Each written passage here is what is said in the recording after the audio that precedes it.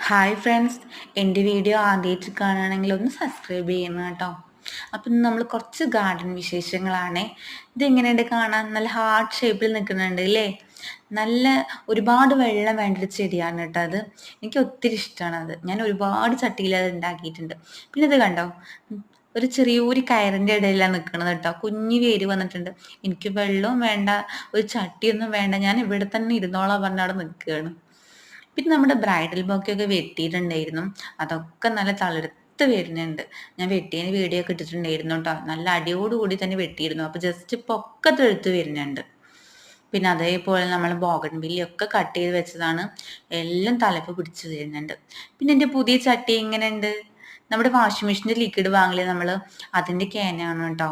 അതൊന്നും കളയണ്ട. നമുക്കതിൽ നല്ല ഭംഗിയുള്ള ചെടികൾ വെച്ചാൽ നല്ല സുന്ദരനായി നിൽക്കുന്നുണ്ട് ചട്ടികളൊക്കെ.